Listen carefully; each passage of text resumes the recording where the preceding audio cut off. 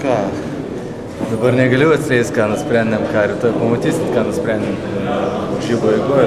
Iš tikrųjų, treneriai ypatingai akcentavo, kaip turime dengtis ir manau, nuo to pradėsime. Tai gynyba, kaip ir buvo kalbėta prieš čempionatą, yra nuo to, nuo ko viskas prasideda. Ką apie Turkijos rinktinę galėtume pasakyti? Šiandien žiūrėjom peržiūrą ir galiu pasakyti tik tiek, kad žaidžia labai greitą krepšinį, visi mažieji žaidėjai, atakuojantis gynėjai yra labai aštrus, labai veržlus, ir to būtent mažoji grandis mums turės būti itin koncentruota gynyboje, nes tikrai lauks labai didelis darbas mūsų mažoje. Hidayetą Turkoglu visi akcentuoja prieš jį asmeniškai, manoma apsiginti? Turkoglu be abejo yra labai geras žaidėjas, bet aš manau, kad visos komandos dėka mes pasistengsim tiek sustabdyti, tiek laimėti varžybas. Tomai, pirmas rungtynės, tai jaudulys ir startas, ar geriau tokias rungtynės ir pirmose rungtyniauti su turkais, kurie yra sąlyginai grupiai stipresni, tarkim, už bulgarus, su kuriais lengviau, ar su pirmenybių startės, su, kiek sakyt, outsiderė, ar su stipresnė komanda?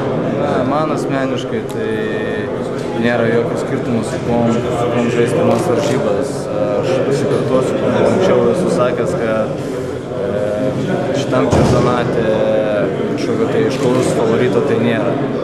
Bet kurios komandos galime gauti, prieš bet kurią komandą galime laimėti. Taip kad prieš bet kokią komandą žaidžiant mes negalime atsipalaiduoti 100%. Turkai jau turi iš esmės vietą pasaulio čempionate ir galbūt jau tokia įtampa neslėgs.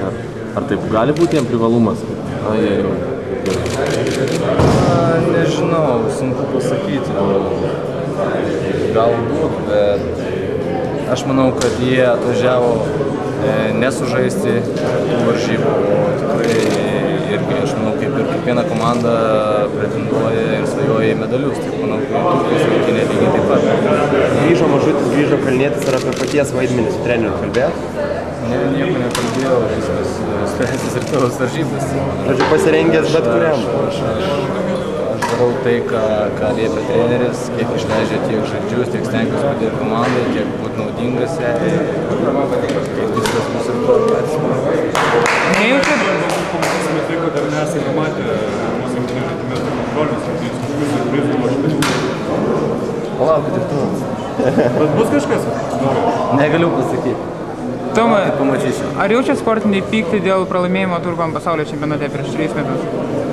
Be abejo, man tai buvo tada pirmą kartą, kai patekau į rinktinę ir iki tol, kiek atsimenu, lietuviai dar nebuvo pralaimėję turkams nei kontrolinės rungtynėse, nei oficialiuose.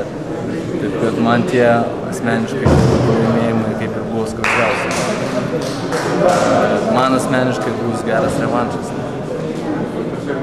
Ačiū.